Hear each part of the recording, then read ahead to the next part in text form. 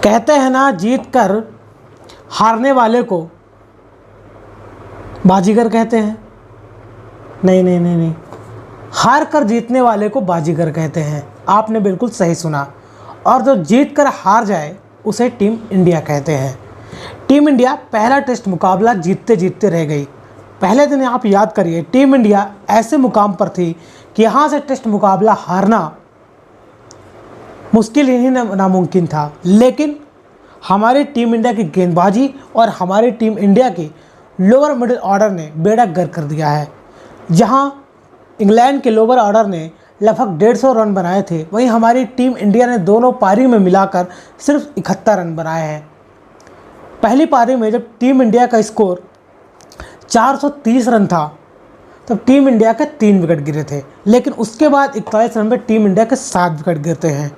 और वहीं दूसरी पारी में 333 रन यानी कि 333 रन पर टीम इंडिया के 4 विकेट गिरे थे और अगले 30 रन के अंदर टीम इंडिया के 6 विकेट गिर जाते हैं। तो आप कंपेयर करके देख सकते हैं कि इंग्लैंड के टेलेंडर्स, जहां पर क्रिस वोक्स ने पहली पारी में शानदार हाफ सेंचुरी मारी थी, वहीं ब्रैडन कास और क्रिस वोक्स के बीच हाफ सेंचुरी की पार्टनरशिप हुई थी, जहां से पूरा मोमेंटम शिफ्ट हुआ और इंग्लैंड की टीम 465 रन बना पाई पहली इनिंग में। वहीं दूसरी इनिंग में उनको ज़रूरत ही नहीं पड़ी, क्योंकि टॉप ऑर्डर के बल्लेबाजों ने टीम इंडिया के गेंदबाजों को भरता बना दिया था। बुमराह को अगर छोड़ दिया जाए, चाहे वो प्रसिद्ध कृष्णा रहे हों, चाहे मोहम्मद सिराज रहे हों, चाहे रविंद्र जडेजा रहे हों, तीनों गेंदबाजों को आड़े हाथों लिया गया है। शार्दुल ठाकुर की बात इसलिए नहीं कर रहा हूँ क्योंकि शार्दुल ठाकुर को सुमन गिल जैसे भूल गए हों कि वो भी एक गेंदबाज है। उनको पहले याद नहीं कि इंग्लैंड में वो क्या कर चुका है, ऑस्ट्रेलिया में क्या कर चुका है, लेकिन उसको भूल जाते हैं। पहली पारी में 6 ओवर की गेंदबाजी करा गई शार्दुल ठाकुर से और दूसरी इनिंग में 10 ओवर गेंदबाजी कराई गई। ऐसा क्यों? क्योंकि उन्होंने 2 विकेट ले लिए थे एक ही ओवर में आकर, तो उनको लगा यहाँ पर थोड़ा मदद मिली, इसलिए शार्दुल ठाकुर को भी मौका दे दिया जाए। लेकिन इस वाले मुकाबले में टीम इंडिया के सबसे हार का विषय हमारी गेंदबाजी और हमारी लोअर ऑर्डर की बल्लेबाजी की वजह से हुआ, न कि सुमन गिल की कप्तानी की वजह से। सुमन गिल का पहला दौरा है बतौर कप्तान और उन्होंने अपने बैटिंग्स में करके दिखाया, लेकिन कहीं ना कहीं डिसीजन मेकिंग में उनसे काफ़ी गलती हो गई। उन्होंने शार्दुल ठाकुर से गेंदबाजी नहीं कराई, जिससे पूरा प्रेशर यहाँ पर जसप्रीत बुमराह पर पड़ता रहा। आप अंदाज़ा लगाओ, जसप्रीत बुमराह ने पहली पारी में लगभग 24 ओवर गेंदबाजी की थी और दूसरी पारी में लगभग 19 दशमलव कुछ गेंदबाजी की, यानी कि 44 ओवर की गेंदबाजी यहाँ पर जसप्रीत बुमराह ने पहले टेस्ट मुकाबले में की। और आपको पता होगा बीजीटी में क्या हुआ था, 5वें टेस्ट मुकाबले से पहले जसप्रीत बुमराह इंजर्ड हो चुके, बाहर जा चुके थे और वो चैंपियंस ट्रॉफी नहीं खेल पाए थे। अब ऐसा है कि आपको सेकंड टेस्ट मुकाबले में बुमराह आपको खेलते हुए नज़र ना आए और उनकी जगह अर्शदीप सिंह आपको प्लेइंग 11 में नज़र आए।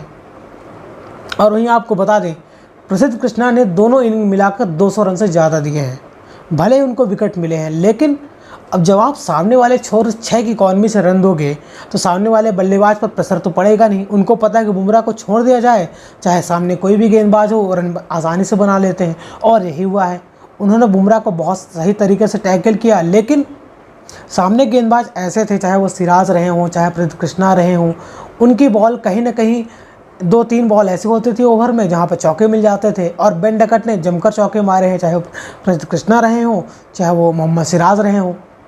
टीम इंडिया के हार का सबसे बड़ा कारण हमारी गेंदबाजी ही थी और हमारी लोअर मिडिल ऑर्डर, क्योंकि हमारे टॉप ऑर्डर के बल्लेबाजों ने काफ़ी अच्छी बल्लेबाजी की थी।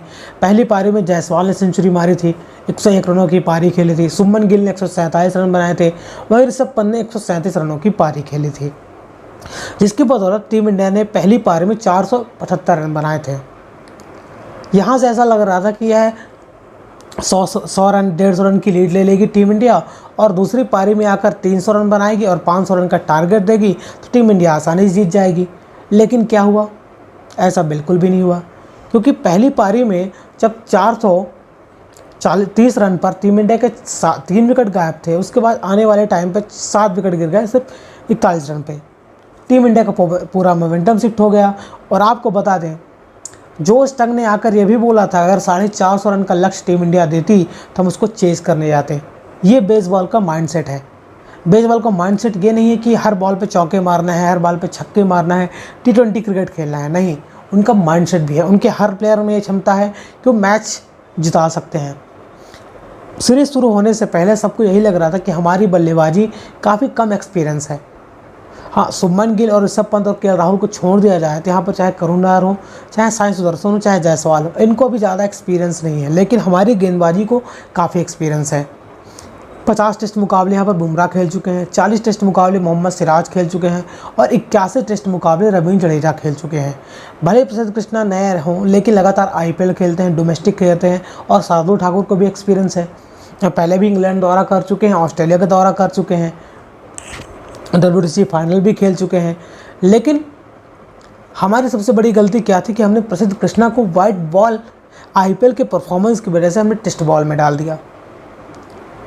सबसे बड़ी गलती यही थी। आपको टेस्ट क्रिकेट में एक ऐसा बॉलर चाहिए जो 20 ओवर 25 ओवर का कोटा कर सके पूरे दिन में, लेकिन आपने वाइट बॉल के परफॉर्मेंस के दम पर उसको टेस्ट में डाल दिया। ना तो उसको लेंथ का पता, ना उसको लाइन का पता, और यहाँ पर शॉर्ट पिच गेंदबाजी कराए जा रहे हैं, जिससे सामने बल्लेबाज रन पे रन लूट रहे हैं। टीम इंडिया की सबसे बड़ी खामी का फ़ायदा इंग्लैंड के बल्लेबाजों ने उठाया और उनको पता है कि यहाँ की पिच सपाट है, प्लेन पिच है। यहाँ पर चौके छक्के ज़्यादा लगते हैं, सिंगल डबल ज़्यादा होती है। यहाँ पर ज़्यादा मूवमेंट नहीं होता है कि यहाँ पर बॉल स्विंग होगी, अंदर आएगी, बाहर रहेगी। हाँ, पहले सेशन में आपको 10 ओवर 12 ओवर तक आपको स्विंग मिलेगा, लेकिन उसके बाद बॉल एकदम सीधे बल्ले पर आएगी, जिससे चौके छक्के ज़्यादा लगते हैं और सिंगल डबल भी रोटेट होता रहता है। टीम इंडिया की सबसे बड़ी खामी यही थी, क्योंकि आपको याद ही होगा लॉकडाउन से पहले, लॉकडाउन 17-18 से लेकर टीम इंडिया जब अपने घर पर क्रिकेट खेलती थी, वहाँ पर टर्निंग ट्रैक दिए जाते थे। याद ही होगा, विराट कोहली उस समय कप्तान थे। उस समय हमारे 3 स्पिनर गेंदबाज खेलते थे और 2 पेसर गेंदबाज, जो भी नाम मात्र के, क्योंकि पहले सेशन में तेज गेंदबाज गेंदबाजी कराते थे, उसके बाद यहाँ पर स्पिनर आकर विकेट ले लेते थे, क्योंकि यहाँ के पिच टर्निंग ट्रैक होती थी। यहाँ पर स्पिन का ऑर्डिनरी स्पिनर, चाहे वो अक्षर पटेल रहे हों, चाहे वाशिंगटन सुंदर रहे हों, कहने का मतलब ये नहीं कि ऑर्डिनरी स्पिनर है, लेकिन वाइट बॉल स्पेशलिस्ट है, ना कि टेस्ट बॉल के लिए है। टेस्ट बॉल में एक ऐसा गेंदबाज चाहिए जो आपको लगातार 5-6 ओवर, 10 ओवर, 11 ओवर का एक कोटा कर सके, लगातार बॉलिंग कर सके। इनको जहाँ पर थोड़ा टर्न मिलता है तो इनको ज़्यादा विकेट मिलते हैं। अगर पिच इनके मुताबिक ना हो, सपाट पिच हो, जब इनको टर्न ही नहीं मिलेगा तो इनको विकेट नहीं मिलेंगे, और यही खामी आपको साफ तौर पर नज़र आए, क्योंकि प्लेन पिच पर, सपाट पिच पर टीम इंडिया के तेज़ गेंदबाजों का इतना एक्सपीरियंस नहीं है कि यहाँ पर रिवर्स स्विंग करानी है, कैसे स्विंग करानी, कैसे विकेट लेना है। यही टीम इंडिया को अब नुकसान हो रहा है। उस समय तो अपने घर पर लगातार मुकाबले जीत रहे, सीरीज जीत रहे थे, उस समय आपको नहीं लगा। लेकिन जब आप बाहर जाते हो, इंग्लैंड जाते हो, ऑस्ट्रेलिया जाते हो, साउथ अफ्रीका जाते हो, न्यूजीलैंड जाते हो, तब आपको लगता है कि हमने टर्निंग ट्रैक बनाकर बहुत बड़ी गलती की। हाँ, पता है कि आपको अपने होम एडवांटेज लेना चाहिए था, WTC फाइनल आपको खेलना है, लेकिन आप गेंदबाज जब सपाट पिच पर गेंदबाजी नहीं करेंगे, उनका एक्सपीरियंस कैसे होगा कि यहाँ पर विकेट कैसे निकालने हैं। और आपके लिए देखने को मिल रहा है कि इंग्लैंड में क्या चल रहा है, क्योंकि वहाँ के गेंदबाज तो उनको पता है कि मुझे क्या करना है। वो लगातार जब से ब्रैंडन मैकुलम कोच बने हैं 3 साल से, 2022 से, वो ऐसे ही पिच दे रहे हैं। कहीं ना कहीं उनको थोड़ा मूवमेंट मिलता है क्योंकि उनका होम ग्राउंड है, लेकिन टीम इंडिया के लिए काफ़ी मुसीबत बन चुका है ये। इसीलिए टीम इंडिया की ऐसी हालत हो रही है। अगर टीम इंडिया को यहाँ पर रहना है, अच्छे से खेलना है, तो उनको टर्निंग ट्रैक कब देने पड़ेगा, अपने पेसर गेंदबाजों को लाना पड़ेगा जो कि टेस्ट रेड बॉल खेलने के लिए मुताबिक हो। ये नहीं कि आप वाइट बॉल के परफॉर्मेंस की वजह से आप गेंदबाज को भी लेकर आए और बल्लेबाज को भी लेकर आए। करुण नायर ने सिर्फ 1 रणजी सीजन में रन बनाए हैं, जो पिछले साल हुआ है। उसकी बदौलत आपने करुण नायर को टीम में शामिल कर लिया। वहीं सरफराज खान, जो 4-5 सालों से लगातार डोमेस्टिक क्रिकेट में रन बना रहा है, डॉन ब्रैडमैन कहा जाता है उसको घरेलू क्रिकेट में, और न्यूजीलैंड के खिलाफ उन्होंने 150 रनों की पारी खेली थी। जब टीम इंडिया के बड़े बड़े बल्लेबाज रोहित शर्मा, विराट कोहली, शुभमन गिल, ऋषभ पंत जैसे बल्लेबाज स्ट्रगल कर रहे थे, वहाँ पर सरफराज खान ने आकर बेहतरीन पारी खेली थी। आपने उसको बाहर कर दिया और उसकी जगह करुण नायर को टीम में शामिल कर लिया। सबसे बड़ी गलती यही थी। करुण नायर की पोजीशन नंबर 6 नहीं हो सकती। करुण नायर को खिलाने तो आपको नंबर 3 पर खिलाना पड़ेगा, लेकिन फिर आपने वहाँ पर ब्लंडर कर दिया है, क्योंकि आपने साई सुदर्शन को आईपीएल की परफॉर्मेंस की वजह से नंबर 3 खिला दिया है। हाँ, मानना पड़ेगा, उनका स्ट्राइकिंग पावर काफ़ी अच्छा है, टेम्परामेंट काफ़ी शानदार है, लेंथ काफ़ी अच्छे से पिक करते हैं, और उनका जो हैंड आई कोऑर्डिनेशन है वो भी काफ़ी बेहतर है करुण नायर के मुताबिक। लेकिन उनको डोमेस्टिक क्रिकेट में इतना रन बनाने का एक्सपीरियंस नहीं है। 39 की औसत है रणजी क्रिकेट में यहाँ पर साई सुदर्शन की। फिर भी आपने देखा होगा यंग टैलेंट है, आप उसको मौका दो, लेकिन आप नंबर 6 पर करुण नायर को जाया कर रहे हैं क्योंकि वो काफ़ी, आपने देखा होगा, काफ़ी ज़्यादा प्रेशर ले रहे थे। पहली पारी में 0 पर आउट हो गए और दूसरी पारी में जब आपके पास पूरा मोमेंटम था, आपके ऋषभ पंत और केएल राहुल ने सेंचुरी मारी थी और आपको लग रहा था कि हाँ यहाँ से हम बड़ी पारी खेलेंगे और बड़े रन बनाएंगे, वहाँ पर करुण नायर दबे दबे आए, सहमे सहमे आए और सामने बेन स्टोक्स है जो आपको जिंदा चबा जाएगा। वो इस तरह की कप्तानी करता, उसके अंदर ना खौफ था, ना कहीं सहमा नज़र आया, ना उनकी बॉडी लैंग्वेज काफ़ी कम नज़र आई। वो उसी तरह से थे क्योंकि उनको पता था कि हमको ऋषभ पंत का विकेट लेना, उसके बाद यहाँ पर लाइन लग जाएगी। और वही आपने देखने को मिला, जैसे ही ऋषभ पंत का विकेट गिरता है वैसे यहाँ पर पूरी लाइन लग जाती है और टीम इंडिया के लगातार विकेट गिरते रहते हैं। टीम इंडिया के लिए मुसीबत की बात यह है, मान लीजिए अगर इस वाले मुकाबले में जोफ्रा आर्चर, मार्क वुड नहीं थे, अब सेकंड टेस्ट मुकाबला सुनने में आ रहा है जोफ्रा आर्चर भी खेलेंगे। और जोफ्रा आर्चर किस तरह की गेंदबाजी करते हैं आपको याद होगा, स्टीव स्मिथ के सर पर बॉल लगी थी और स्टीव स्मिथ सीधे ज़मीन पर गिर गए थे। सपाट पिच पर यहाँ पर काफ़ी ज़्यादा बाउंसर करेंगे और हमारे इंडिया के बल्लेबाज शॉर्ट पिच गेंदबाजी कमज़ोर खेलते हैं।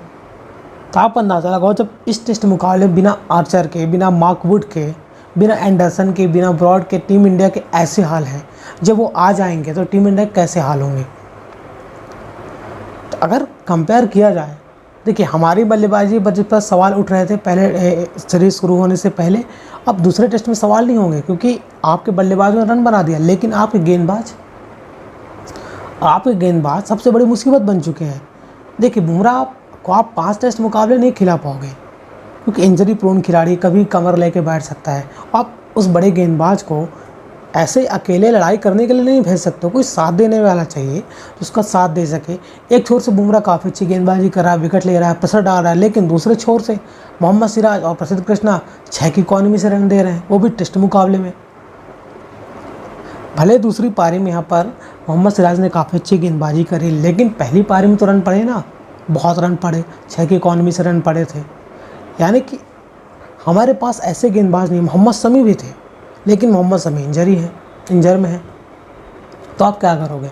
आपके लिए बहुत बड़ा सरदर्द है, बहुत बड़ी मुसीबत है कि आप कैसे टैकल करोगे, क्योंकि पहला टेस्ट मुकाबला आप जिस तरह हारे हो, इतनी बुरी तरह से हारे हो, वो कोई सोच भी नहीं सकता। और आपके लिए सरदर्द की बात है ये, आर्चर आ जाएगा तो आपके सामने वाले बल्लेबाज भी स्ट्रगल करेंगे।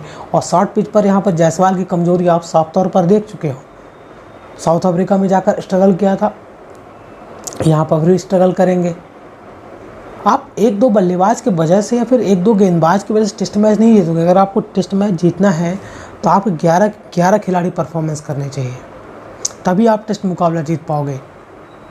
इंग्लैंड की गेंदबाजी जो आपको कमज़ोर लग रही थी, तो आप अंदाज़ा लगाओ, क्रिस वोक्स को काफ़ी एक्सपीरियंस है, लेकिन उसके अलावा टंग 1-2 टेस्ट मुकाबला खेला है, उनका स्पिनर और वो भी 1-2-3 मुकाबले खेला होगा। तो मतलब ब्रेंडन कार्फ 3 मुकाबला खेला है। मतलब उनके पास कोई ओली रॉबिन्सन नहीं है, ब्रॉड नहीं है, एंडरसन नहीं है, मार्क वुड नहीं है, आर्चर नहीं था। उस गेंदबाजी से आप मुकाबला हारे हो। अगर आप 450 रन भी बना कर देते तो इंग्लैंड आसानी से चेज कर देते। उनके पास वो फायर पावर है, वो बल्लेबाजी है। और इस समय दुनिया का सबसे बेहतरीन बल्लेबाज, वर्ल्ड का नंबर 1 बल्लेबाज जो रूट उनके सामने है।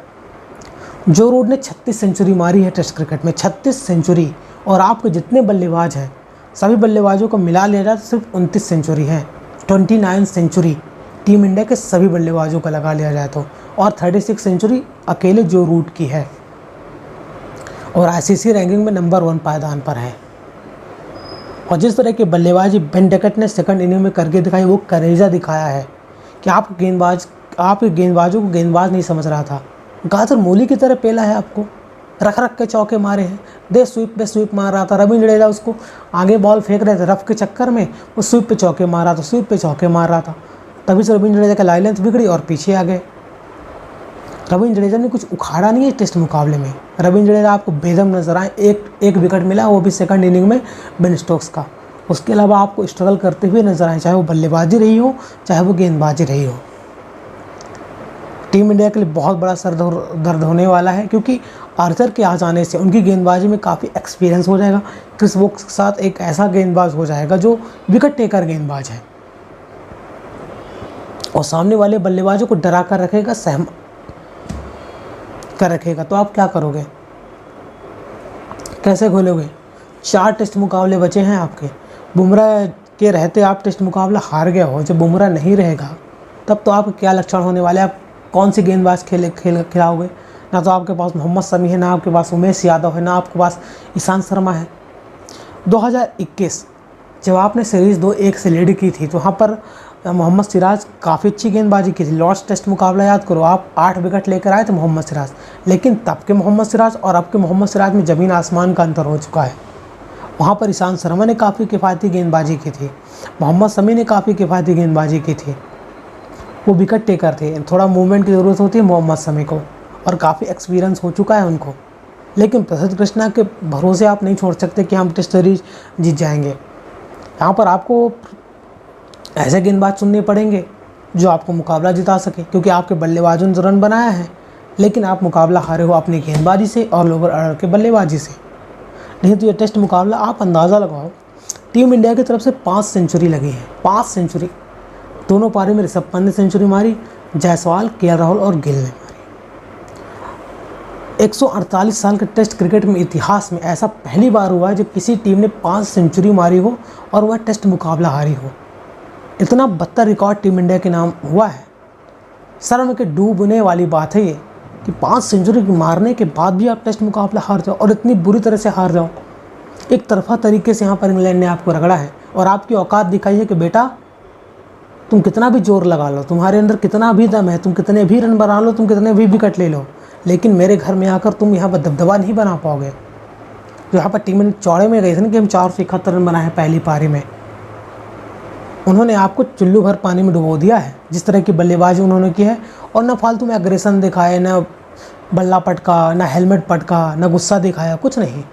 मोहम्मद सिराज फालतू का एग्रेशन दिखा रहे थे बेन डकैट को, अब गुस्सा दिखा रहे थे, गाली गलौज कर रहे थे। गाली गलौज तब करो जब आप विकेट ले सको, जब आपकी टीम जीत रही हो। आपके तो घोड़े लगा के चले गए उन्होंने, आपने क्या उखाड़ लिया? विकेट लेने के लिए तरसते रहे। बुमराह को छोड़ दिया जाए तो सभी गेंदबाज ऑर्डिनरी नज़र आए हैं। यहाँ पर डिसीजन मेकिंग का सवाल है। एक पॉइंट आप याद रखिए, जब आईपीएल होता है स्ट्रेटेजिक टाइम आउट होता है 2.5 मिनट का, 2 बार होता है। वहाँ पर कोच आते हैं, सपोर्ट स्टाफ आता है, टीम को समझाता है। ये टेस्ट मुकाबला यहाँ पर क्यों नहीं आते हैं? वो तो फ्रेंचाइजी क्रिकेट है ना, ये तो टेस्ट मुकाबला है, आपका देश खेल रहा है, प्राइड वाली बात होती है, सम्मान वाली बात होती है। यहाँ पर क्यों नहीं आता है? जब आपका कप्तान नया है, इनएक्सपीरियंस खिलाड़ी हैं आपके पास, तो यहाँ पर कोच को आना चाहिए था, सपोर्ट स्टाफ को आना चाहिए था, आपके गेंदबाज को आना चाहिए था, बॉलिंग कोच को आना चाहिए था, समझाना चाहिए था कि आपको फील्ड प्लेसमेंट कैसी करनी है, कैसी गेंदबाजी करानी है। हाँ, बच्चे नहीं हैं वो, लेकिन आपको रणनीति तो बनानी चाहिए थी ना। आईपीएल में आपने देखा होगा, एमआई की तरफ से पोलार्ड ने और रोहित शर्मा बाहर बैठे थे, वहाँ पर करण शर्मा से गेंदबाजी कराई गई, रोहित शर्मा ने इशारा किया था। तो यहाँ पर क्यों नहीं हो रहा है? आपने पूरे आईपीएल में देखा होगा, हर फ्रेंचाइजी के सपोर्ट स्टाफ ग्राउंड पर आपको देखने को मिलते हैं स्ट्रेटेजिक टाइम आउट में, और रणनीति बनाते हैं, फिर मुकाबला शुरू होता है। लेकिन टेस्ट मुकाबला जब आप देश के लिए खेल रहे हो, प्राइड की बात होती है, कंट्री है आपकी, कंट्री के लिए खेल रहे हो, तो आपको उतना समझना चाहिए था ना, आपको कुछ दिमाग लगाना चाहिए था, आपको समझाना चाहिए था गिल को कैसी गेंदबाजी कराओ। और आपने क्या किया? आपने क्या किया? 9 कैच छोड़े हैं टेस्ट मुकाबले में। जब आप कैच नहीं पकड़ोगे तो मैच कैसे जीतोगे? फिर आप गाली देते हो रोहित शर्मा को, विराट कोहली के कैसे कप्तान थे, सेल्फलेस खेल रहे हैं, अपने लिए खेल रहे हैं, अपना स्कोर देख लेते हैं फिर हरा देते हैं। बीजेटी में देख लो, रोहित शर्मा की कप्तानी में टीम इंडिया 4-1 से सीरीज हार गई। क्या उखाड़ा आपने?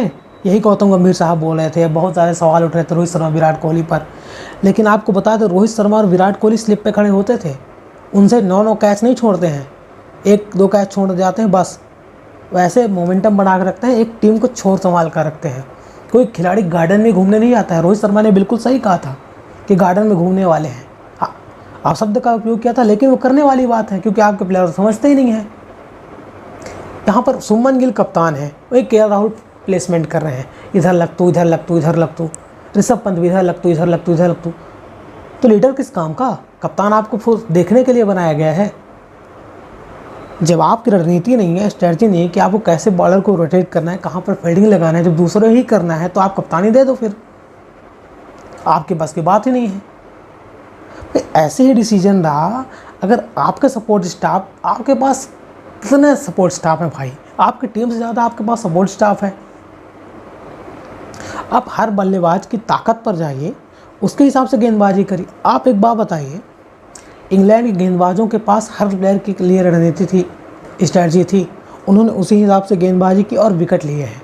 लेकिन टीम इंडिया के गेंदबाज और जो उनका सपोर्ट स्टाफ है, मीडिया में जो लोग कहते हैं, जो वीडियो एनालाइज करते हैं, वीडियो एनालिस्ट, जो आपको समझाते हैं कि इस तरह के इस बल्लेबाज के लिए आपको रणनीति अपनानी चाहिए, यहाँ पर आउट होता है, वो तो कुछ देखने को नहीं मिला है आपको। तो आपको किस बात के सपोर्ट स्टाफ हैं? आपको सिर्फ साथ में घूमने जाना है, लंदन जाना है, आपको यहाँ यूके घूमना है, ऑस्ट्रेलिया घूमना है। भाई आपको जिस काम के लिए रखा गया है वो तो काम करो, तब तो आप खिलाड़ी समझेंगे। हाँ, भले ही आपको ग्राउंड पर नहीं उतरना है, लेकिन आप समझा कर बोलोगे कि ये बल्लेबाज यहाँ पर आउट होता है, इसकी ये कमज़ोरी है। आपको पता है कि बेन डेकर 60 पिच गेंदबाजी में आउट होता है, और आपने फंसाया भी था 97 रन पर सेकंड इनिंग में मोहम्मद सिराज की बॉल पर, और जायसवाल ने लड्डू से कैच छोड़ दिया था। और पहली पारी में आपने क्या बोलते हैं उसको, हैरी ब्रुक को आउट किया था शॉर्ट पिच गेंदबाज में 99 पर शार्दुल ठाकुर ने कैच लिया था प्रसिद्ध कृष्णा की गेंदबाजी में।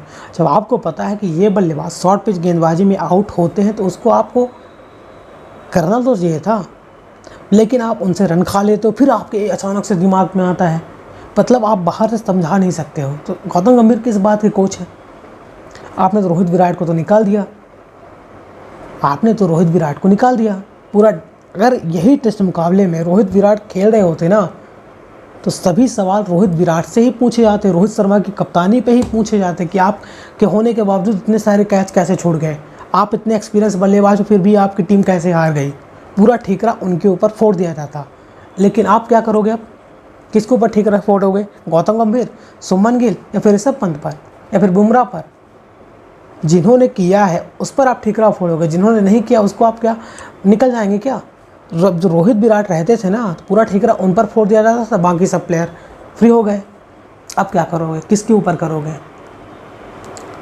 अगर ऐसे ही करना है तो आप वाइट बॉल प्लेयर लेकर आओ, ऐसे ही खेलो, आप मैच हार जाओगे। आपको एक बेहतर रणनीति के साथ आना पड़ेगा। और आपके पास सबसे बड़ी कमजोरी है कि बुमराह आपके 5 टेस्ट मुकाबले नहीं खेलेगा, सिर्फ 3 ही टेस्ट मुकाबला खेलेगा। और आप उसको घोड़े की तरह दौड़ाओ मत कि आस्ते आस्ते तोप दे दिए, वो आगे आगे बंदा जाता रहेगा, पीछे कोई आ ही नहीं रहा है, तो कोई सपोर्ट ही नहीं करेगा पीछे से, तो बंदा कब तक करेगा? उसकी भी कमर है, उसकी भी बॉडी है, इंजरी प्रोन प्लेयर है, आए दिन इंजरी होता रहता है, उसको भी आराम की ज़रूरत है। तो आप ऐसे गेंदबाज खिलाओ जिसको लगे ललक हो ग्राउंड में उतरने की, ग्राउंड में खेलने की, रेड बॉल खेलने की, अपनी टीम को मैच जिताने की। सिराज और प्रसिद्ध कृष्णा को बाहर निकालो, रेस्ट दे दो। अर्शदीप सिंह को खिलाओ, उसको काउंटी क्रिकेट खेलने की काफ़ी एक्सपीरियंस और लेफ्ट आर्म पेसर गेंदबाज है, उसकी अलग वैरायटी है, अलग एंगल से बॉल अंदर आती है, बाहर जाती है, और आपके लिए एक अलग वैरायटी लेकर आएगा। आकाशदीप को खिला लो।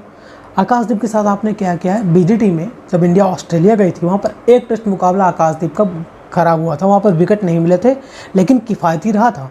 उसके बाद उसको आपने धक्का मार के बाहर निकाल दिया और हर्षित राणा को टीम में शामिल कर लिया। उसने क्या किया, उसको भी काफ़ी ज़्यादा रन पड़े हैं, उसको भी टीम में लिया, अब उसको भी इंडिया वापस भेज रहे हैं। तो आप खिलाना किसको चाहते हो? खुद आओगे आप गेंदबाजी करने, जिस तरह से आपके लक्षण हैं तो आप कुछ नहीं कर पाओगे।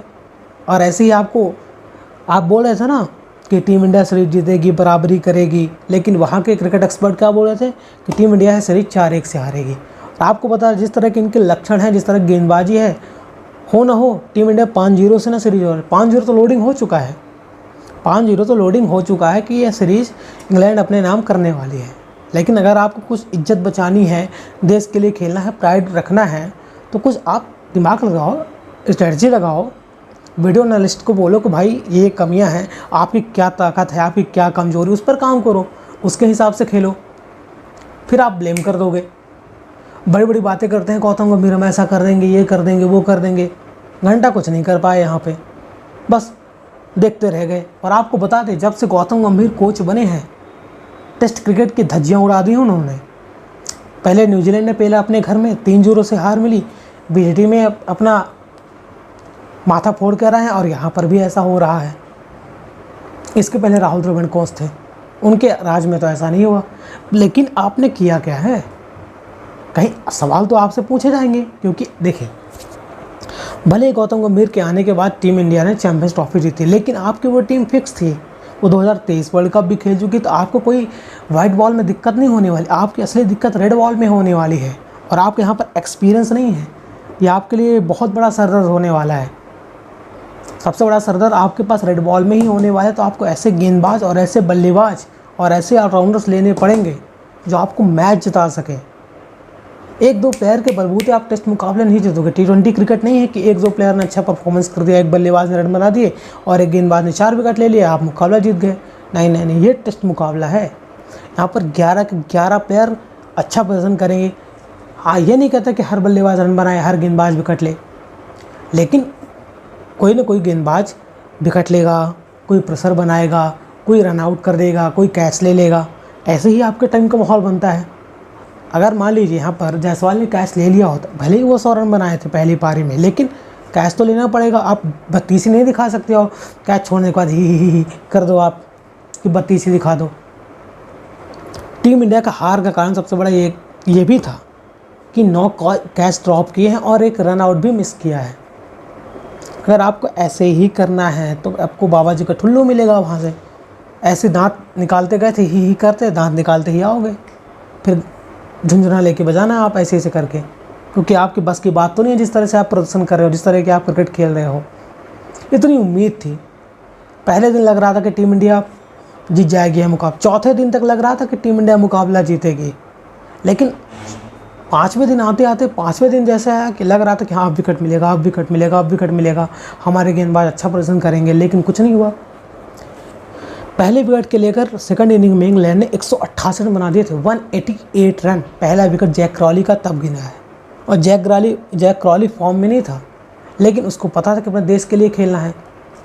जैक क्रॉली हमेशा अटैकिंग क्रिकेट खेलता है, उसका स्ट्राइक रेट आप देखिए 85 के ऊपर ही रहता है, लेकिन यहाँ पर उस सिचुएशन को समझा, उसको लग रहा था कि 371 रन बहुत बड़ा टारगेट है, ओपनिंग पार्टनरशिप मिलेगी तो नीचे वाले बल्लेबाजों को आसानी होगी। उसने उसके हिसाब से खेला, उसका माइंडसेट आप देख रहे हो। लेकिन टीम इंडिया का माइंडसेट क्या है, लोअर ऑर्डर के बल्लेबाज आते हैं, पहले इनिंग में 41 रन पर ऑल आउट हो जाते हैं, 7 विकेट गंवा देते हैं, और दूसरी इनिंग में 30 रन पर टीम इंडिया के 6 विकेट गिर जाते हैं। फिर भी आप करुण नायर को ढोए जा रहे हो, जब जडेजा को ढोए जा रहे हो, आप इनको छोड़ नहीं सकते भाई। आपको सवाल पूछने पड़ेंगे और कड़े सवाल पूछने पड़ेंगे कि आपने आखिर किया क्या है, मिट्टी पलीत क्यों कर दी, जीता हुआ मुकाबला आप हारे हो। इतनी शर्म की बात है ये। अगर आप पहला मुकाबला जीत जाते प्रेशर उन पर होता, क्योंकि मैच जैसे ख़त्म हुआ, जैसे ही इंग्लैंड ने मैच जीता, ना उन्होंने एग्रेशन दिखाया, ना फालतू में झूमे कूदे, गाली गलौज किया, ग्राउंड में शांत आए, हाथ मिलाए, चले गए, क्योंकि उनको पता था कि आप कितना भी रन बना लो, कितना भी उछल लो, कितना भी कूद लो, जीतेंगे तो हम ही। यही माइंडसेट है बेसबॉल का। उछल कूद करना, जब आपके परफॉर्मेंस से नहीं आ रहे तो उछल कूद करने से कोई फ़ायदा नहीं होता है। उछल कूद करो, अग्रेशन दिखाओ, जब आपकी परफॉर्मेंस अच्छी हो, आपकी टीम मैच जीत रही हो। लेकिन घंटा यहाँ की टीम की परफॉर्मेंस बाबा जी को ठुल्लू है और आप फालतू का मोहम्मद सिराज अग्रेशन दिखाए जा रहे हैं। और आपको एक बात और बता दें, तो टीम इंडिया की कप्तानी पहले विराट कोहली करते टेस्ट मुकाबले में, उनका अग्रेशन रहता था, माइंड ग्राउंड पर होते थे, दिखता था, सामने वाली टीम में खौफ होता था कि हाँ विराट कोहली है, कुछ भी कर सकते, इसको कुछ मत बोलो, फालतू का प्रवोक मत करो। सामने वाले बल्लेबाज भी डरते थे, सामने वाला कप्तान भी डरता था। और बेन स्टोक्स उसी माइंडसेट का प्लेयर है। वो जिंदा चबा जाएगा सुमन गिल को, इस तरह की कप्तानी बेन स्टोक्स करता है। इनके बस की, उनके सामने बच्चा मानेगा वो सुमन गिल को। बेन स्टोक्स काफ़ी एक्सपीरियंस है, ऐसे ऐसे कारनामे कर चुका है जो आप सोच भी नहीं सकते हो। हेडिंग्ले में उसी ने मैच जिताया था, लास्ट विकेट के लिए 80 रन की ज़रूरत थी, सामने 1 रन बनाया था सामने वाले जैक लीच ने, बाकी चौके छक्के मारकर मुकाबले जिताए थे 2018-19 में, इसी हेडिंग्ले ग्राउंड में जो पहला मुकाबला खेला गया था। तो वो ऐसी कप्तानी करता है, वो बुमराह को, सुमन गिल को जिंदा चबा जाएगा जिस तरह की कप्तानी करता है वो। वहाँ पर आपको अलग माइंडसेट वाला प्लेयर चाहिए, अलग स्ट्रेटजी वाला प्लेयर चाहिए। वो वो विराट कोहली के अंदर अग्रेसन दिखता था, फील्ड पर बना कर रखता था, ग्राउंड को प्लेयरों को पंप अप करता था, कोई इधर उधर जाता था गाली गलौज करके समझाता था। वही रोहित शर्मा भी करते थे। आप कितना भी कोस लो रोहित शर्मा को, कितना भी गाली दे दो कि उसके बल्ले से रन नहीं आ रहे, उसने बीजीटी हरा दिया, न्यूजीलैंड हरा लिया, लेकिन उसके सामने कोई प्लेयर ऐसा दाएँ बाएँ टहलता हुआ नज़र नहीं आता था। आपने सुना ही होगा ग्राउंड पर टहलने वाले गाली दे के। आप उस तरह का प्लेयर था। आप उन दोनों की कमी साफ तौर पर देख सकते हो कि जब सीनियर प्लेयर रहते हैं तो उसका अलग दबदबा रहता है और प्लेयर इधर उधर नहीं भटकते हैं। नया कप्तान है, कोई भी आकर मुँह उठा कप्तानी कर रहा है, तो आप किस बात के लीडर हो, आप किस बात के कप्तान हो। यहाँ पर केएल राहुल भी कप्तानी कर रहे हैं, ऋषभ पंत भी कप्तानी कर रहे हैं, सब कोई फील्ड सेट कर रहा है, तो कप्तान किस बात का झुंझुना बजाने के लिए कप्तान आए हैं। मतलब कि टीम इंडिया इतनी बुरी हार हारी है, इतनी शर्मनाक हार हारी है, पता नहीं क्या करने आए हैं, कैसे करेंगे, क्या क्या नहीं करेंगे। अगर आपको ऐसे ही खेलना है, ऐसे ही रहना है, तो फिर किस बात का क्रिकेट खेलना है भाई। 4 मुकाबले बचे हैं अभी, आर्चर आ जाएगा उधर से। देखिए, आपने साई सुदर्शन को खिलाया, लेकिन आपके पास एक अभिमन्यु ईश्वरन नाम का प्लेयर है, उसको न जाने कितने सालों से वर्ल्ड टूर कराए जा रहे हैं। ऑस्ट्रेलिया ले जाएंगे, इंग्लैंड ले जाएंगे, साउथ अफ्रीका ले जाएंगे, लेकिन उस बंदे को एक भी टेस्ट मुकाबला खेलने को नहीं मिला है। और वहीं करुण नायर ने डोमेस्टिक क्रिकेट में एक सीज़न अच्छा खेला और ईश्वरन लगातार रन बनाकर आ रहा है 4-5 सीज़न में। अभी प्रैक्टिस मैच में भी उसने लगभग 92 रनों की पारी खेली थी। सरफराज खान ने भी डोमेस्टिक 4-5 साल में रन बना रहा है। न्यूजीलैंड के खिलाफ सेंचुरी उसको भी नहीं खिला है, लेकिन करुण नायर को खिला दिया। जब उसके बल्ले से रन नहीं आ रहे, सहमा से अच्छा ध्रुव जुरेल को खिला लो, नीतीश रेड्डी को खिला लो भाई। नंबर 6 पर उसने मेलबर्न में जाकर सेंचुरी मारी थी बीजेटी में और बहुत अच्छा लग रहा था। हर मुकाबले उसने 40 रन, 42 रन, 46 रन बनाए हैं। वो टेक्निकल बल्लेबाज है, उसके ऊपर आप गेंदबाजी भी करके देगा तो उससे 3 ओवर गेंदबाज अलग वैरायटी मिलेगी आपको। लेकिन गौतम गंभीर रावत क्या कर रहे हैं, अपना ईगो लेके आ रहे हैं कि हाँ हमको यही करना है, ऐसे ही करना है, ये करना है, ये सही है। भाई सामने वाली टीम की स्ट्रेंथ को भी समझो, उनका माइंडसेट क्या है, कैसे खेल रहे हैं, उसके हिसाब से आप अपनी रणनीति बनाओ। मुँह उठा के मत आ जाना सेकंड टेस्ट मुकाबले में कि आप एक तरफा तरीके से आ जाओ, क्योंकि हर मुकाबले में ऋषभ पंत के बल्ले से तक नहीं निकलेंगे, हर मुकाबले में राहुल अभी आपको शतक मार कर नहीं, हर मुकाबले में प्लेयर आपको सेंचुरी मार कर नहीं देंगे। दूसरे प्लेयरों को भी यहाँ पर समझना पड़ेगा, दूसरी जिम्मेदारी लेनी पड़ेगी, तभी आप यह मुकाबला जीत पाओगे, आप सीरीज भी अपनी बराबरी कर पाओगे। ऐसे ही झुंझुना बजाते रह जाओगे, बाबा जी को ठुल्लू ही आपके हाथ लगेगा। क्योंकि आर्चर के आ जाने के बाद बहुत मजबूत टीम होगी, उनकी गेंदबाजी और भी मजबूत नज़र आएगी। जो उनकी वीकनेस थी, हालांकि उसी गेंदबाजी की बदौलत उन्होंने ये मुकाबला जीता है और आपको बाबा जी को ठुल्लू समझाया है। वो अगले टेस्ट मुकाबले में भी ऐसा ही कर देंगे और जोफ्रा आर्चर के आने के बाद उनकी गेंदबाजी और भी मजबूत हो जाएगी, काफ़ी स्ट्रेंथ हो जाएगी। फिर आप क्या कर पाओगे, कुछ नहीं कर पाओगे। अगर आपको खेलना है तो आपको अच्छी प्लानिंग के साथ आना पड़ेगा, अच्छी रणनीति के साथ आना पड़ेगा। क्योंकि बुमराह अगर सेकंड टेस्ट मुकाबला नहीं खेलते और उनकी जगह अर्शदीप सिंह आपको खेलते हुए नज़र आएंगे, जब बुमराह के रहते आप मुकाबला नहीं जीत पाए तो आने वाले मुकाबला पता नहीं कैसे जीतोगे आप। 3 मुकाबले ही बुमराह खेलेंगे, एक तो हो चुका है, बचे 2 मुकाबला, फिर आप देखते रह जाना, झुंझुने बजाते रह जाना। दोस्तों आपको क्या लगता है, बुमराह सेकंड टेस्ट मुकाबला खेलेंगे या फिर नहीं खेलेंगे? कमेंट बॉक्स में अपनी राय जरूर बताएं। वीडियो अच्छा लगा हो तो वीडियो को लाइक और चैनल को सब्सक्राइब करना बिल्कुल ना भूलें। जय श्री राम।